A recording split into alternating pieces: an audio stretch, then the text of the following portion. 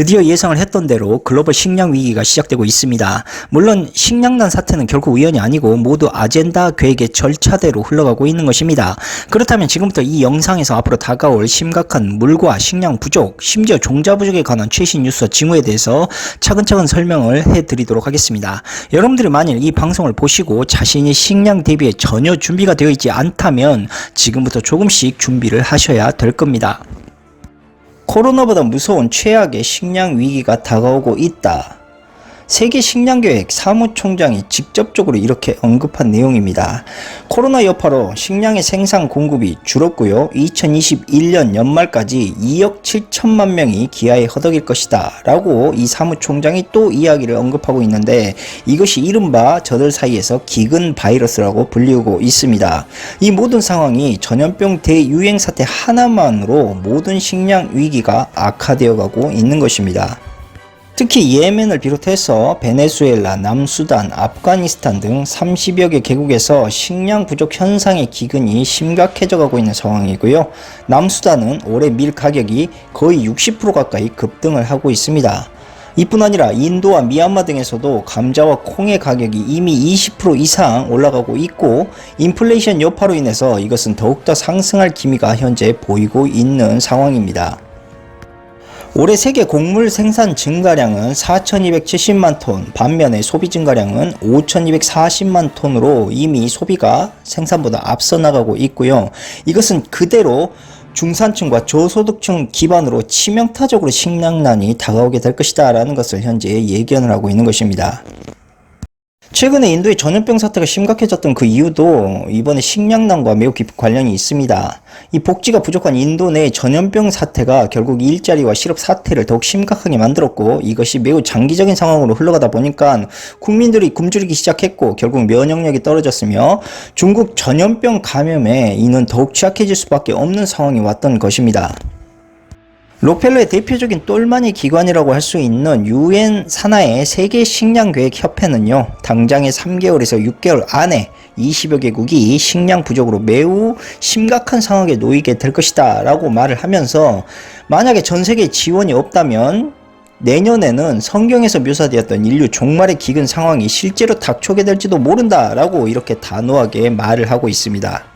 특히 UN 산하의 세계 식량 계획 협회는요, 번키, 카길, 루이드레피스, 몬산토 같은 글로벌 ABDC 푸드 회사의 전폭적인 자금을 받고 성장한 협회고요. 이들은 모두 검은 정치 자금과 전 세계 푸드 시장을 인위적으로 조작하는 대표적인 유대 협회의 집단이기도 합니다. 좀 더 노골적으로 말씀을 드리자면 이들은 모두 글로벌 푸드 회사의 GMO 작물을 세계 합법적으로 퍼나를 수 있도록 그렇게 협력을 하거나 조력하는 협회라고 보시면 됩니다. 이 GMO를 수입하는 식약처 역시도 세계 식량 계획 협회와 글로벌 푸드 기업의 식품 기준치만을 통해서 모든 GMO 식품과 사료의 검사 기준을 그대로 따르기 때문에 식약처의 검사 또한 모두를 신뢰할 수가 없는 그러한 상황이기도 합니다. 그렇다면 한 가지 정말 궁금해지는 사실이 하나 있습니다. 정말 세계 식량의 계획 협회의 주장처럼 세계 식량이 전염병으로 인해서 부족해지고 있는 것이 사실인가? 자, 이 같은 주장은 솔직히 말씀을 드리자면 모두 억지이자 순 거짓말입니다. 이들이 식량난을 억지로 조장을 하고 있는 것이죠. 우리가 과거로 거슬러 올라가 처칠이 일본의 인도 점령을 두려워했던 나머지 그것을 감행했었던 벵골 대기근 사태를 한번 상기해 봅시다. 식량이 한 나라를 얼마나 뒤흔들 수 있는지, 또한 얼마나 강력한 무기가 될 수 있는지 우리가 잘 알 수 있는 과거의 사례이기도 하고, 언제든지 엘리트들의 의지만으로 식량 유통을 인위적으로 조작할 수 있다는 것을 여실히 보여주는 그러한 역사이기도 합니다. 물론 과거에 처칠이 저질렀던 700만 학살 사태와 다른 점이 있다면, 식량난의 명분을 바로 이 전염병 인플레이션 타이밍에 정확히 맞춰서 식량의 독점 기회와 더불어 엄청난 돈을 벌어들일 수 있는 이른바 경제 무기화로 이것을 사용하려고 하고 있다라는 것이죠. 왜냐, 최근 세계 식량계획협회가 식량난을 경고하는 것과는 전혀 다르게도 미국의 위스콘신의 한 젖소 농장에는 갓 짜낸 우유를 하수구에 그대로 버리고 있는 어이없는 상황이 연출되고 있기 때문입니다. 물론 그와 반대로 어이없게 도시에서는 우유의 물량이 없어서 사재기로 우유값이 천정부지로 올라가고 있는 상황이지만 미국 전역에 내려진 도통 이해할 수 없는 이동 제한 조치로 인해서 유통이 전혀 되지 못하고 그냥 땅에 우유가 버려지고 있다는 것이죠. 또한 미국 플로리다 시티에서 한 농부가 코로나19 확산으로 판로가 막힌 토마토를 불태우기까지 하고 있는, 이처럼 미국 농촌에서는 오히려 남아도는 식량을 처치하지 못해서 골머리를 앓는 상황이 일어나고 있습니다. 이것은 식량난과는 전혀 다른 문제고 이것을 식량난으로 이야기한다는 것 자체가 어이없는 상황이라는 것이죠. 여기에서 끝이 아니라 인도에서도 지역 간의 유통망이 강제로 봉쇄가 돼서 값비싼 딸기를 팔지도 못한 채 소에게 먹이고 있고요. 네덜란드에서는 새로 파종할 철이 되었는데도 작년 감자가 남아돌아서 수백만 톤을 쌓아놓고 있는 상황이 생겨나고 있습니다. 이렇듯 전 세계 각지에서 생산이 되고 있는 식량들은 분명히 세계식량계획협회에서 말하는 생산량을 훨씬 초과하고 있는 양이고요. 글로벌 푸드 회사들과 각국의 정부가 이상할 정도로 인위적으로 전염병 사태를 이용해 그 종묘와 식품의 유통을 막아버렸기 때문에 생긴 문제들입니다. 이러한 상황임에도 불구하고 글로벌 푸드 회사의 검은 돈을 받아 처먹은 세계식량계획협회는 식량의 생산량이 부족하다라는 말도 안 되는 이야기를 언론에 현재 뿌리고 있는 것입니다. 명확히 이야기를 하자면 식량이 부족한 게 아니라 중국 전염병 봉쇄에 대한 이유로 각국의 글로벌 푸드 회사들의 식품의 마진을 극대화시키기 위해서 식품의 유통을 인위적으로 막아버렸기 때문에 생긴 문제다라고 이렇게 말을 해야 됩니다. 이렇게 언론을 통해서 거짓말을 하고 또한 세계를 성곽시대로 만들려고 하는 그 이유 중 하나도 모두 그 밑그림에는 식량을 통제하기 위한 그러한 흐름이 있었다라고 우리가 생각을 해야 되고, 결국 중국 전염병과 기후위기를 핑계로 저들이 서서히 식량을 통제 또한 압박하기 시작하고 있는 것입니다. 그렇기 때문에 올해부터 식량에 대한 문제들을 우리가 곰곰이 생각을 해봐야 됩니다. 많은 글로벌 푸드 회사들이 식품을 전염병의 명분으로 인해서 벌써 강압적으로 통제를 하고 있고, 특히 식량 위기가 초래할 큰 재앙에 대해서 예측을 하고 있는 옆나라 중국과 일본은 곡물 수입을 대폭 증가했고 또한 자급자족의 시스템을 벌써부터 준비를 하고 있습니다. 다시 명백하게 말씀드리겠지만 이것은 중국 전염병 사태로 식량이 부족해지는 현상이 아니고요. 그것을 핑계로 식량 생산에 큰 손실을 주고 농민들을 일부러 파산시키려는 의도가 다분한 행위입니다. 현재 농민들이 이렇게 무너져야 식량과 농지를 저들이 마음 놓고 독점할 수 있기 때문입니다. 그렇다면 이제부터 이런 흐름으로 여러분들이 간파를 했을 때 빌 게이츠와 아마존의 제프 베조스 같은 자들이 왜 서울보다 더 큰 규모의 땅들을 사들이고 있는 것인지, 몬산토는 또한 왜 새로운 농업 생산을 준비하고 있는 것인지에 대해서 잘 알게 되는 것입니다. 바로 그것이죠. 이들이 중국 전염병을 이용해서 몬산토가 그동안 준비해왔던 종묘 특허 독점을 통해 식량을 완벽하게 독점하려는 야욕을 현재 추진하고 있는 것이다. 자, 그게 아니라면 이들이 왜 이렇게 큰 땅을, 그것도 정확히 중국 전염병 사태와 맞물려서 사들이고 있는 것일까요? 생각을 해보자면 몬산토가 그동안 GMO를 개발했던 그 이유가 식량 세계난을 해결하기 위해서라고 이렇게 떠들고 있었지만, 정작 저들의 말과는 다르게 식량이 부족한 게 아니라 식량의 유통이 더 큰 문제로 다가오고 있었습니다. 더욱이 식량난을 해결해 보겠다라는 자들이 오히려 중국 전염병 사태로 식품 유통망을 가로막고 있는 실정입니다.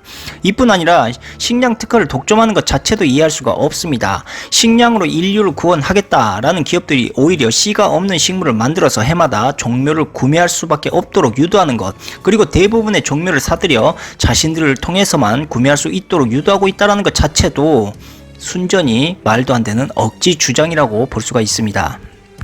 그리고 이 같은 부도덕한 짓을 대놓고 저지르는 몬산토 기업의 대주주가 다름 아닌 빌 게이츠입니다. 이 같은 기업에 투자하는 자가 거대한 농지를 산다는 것 자체부터가 이미 공익적인 사업이 될 수가 없는 것이죠. 그렇습니다. 계획대로 서서히 사람들이 중국 전염병으로 먹고 살기 급급할 때 식량을 독점하는 단계를 저들이 조용히, 그것도 성곽시대를 통해서 추진을 하고 있는 것입니다. 제가 예전 방송에서는 언급했듯이 자신들의 아젠다로 식량과 질병을 통제하면서 인류가 자신들에게 의존하게 만들 것이다 라고 이야기를 했었고, 헨리 키신저 역시도 자신의 자서전에 이러한 말을 썼습니다. 즉 이런 것입니다. 현재 중국 전염병 이후 모든 것이 너무나도 급진적으로 이루어지고 있습니다. 인간의 몸을 디지털화하는 것도 그렇고 식량을 독점하는 것, 아니 그보다 더한 것도 솔직히 현재 중국 전염병이라는 명분으로 모든 것을 대중들이 받아들이고 있습니다. 이것은 제가 생각하기에도 이미 대중들이 저들에게 혼을 빼앗겨서 제정신들이 아닌 것 같습니다. 이들이 평소에는 엄두도 내지 못할 엄청난 계획들을 그 사이에 중국 전염병이라는 명분을 끼워 넣어서 모든 것을 용납되어 버리게 만들고 있습니다. 그리고 이것은 결코 정상적인 상황이 아니라는 것입니다. 우리가 생각을 해보자면 중국 전염병과 식량, 이 식량의 부족, 도대체 무슨 관계가 있다는 말입니까? 부족한 것이 아니라 오히려 남아도는 식량을 버리도록 저들이 유통을 막아버리고 있고, 농지를 망가뜨려서 자신들이 새로운 재배 기술로 농지를 독점하려는 지경에 와서도 대중들은 아무런 경각심을 느끼지 못하고 있고, 이들은 철저하게 전염병 공포와 경기 위축 그리고 집단의식을 통해서 대중들을 바보로 만들고 있습니다. 자, 그렇다면 우선 우리가 직면한 상황에 대한 심각성을 다시 한번 말씀드리고 식량 부족에 대한 최신 뉴스와 징후도 함께 설명드리도록 하겠습니다. 이 모든 것은 결국 중국 전염병 사태에 맞춰서 말씀드릴 수밖에 없습니다. 왜냐? 모두 의도적인 사태이기 때문이고, 모든 것이 중국 전염병에 맞춰져서 날카롭게 매우 치밀하게 움직이고 있기 때문입니다. 자, 우리는 현재 소득의 감소를 겪고 있고, 그로 인한 기록적인 실업률과 자영업 폐업률은 이미 대공황 사태에 육박을 하고 있습니다. 여기에 절망적으로 무너져가고 있는 글로벌 경제와 불나방처럼 달려드는 개미들의 주식 시장의 거품, 그리고 매 시간마다 그 가치가 현저히 감소되고 있는 기축 달러, 마지막으로 원전 오염수 방류로 인한 해양 생태계 파멸과 장기적인 토양 오염은 영구히 농촌을 망가뜨려 버릴 것이고, 이 모든 것들의 현상들은 결국 식량과 직접적이고 깊은 관계들이 있다라는 것입니다.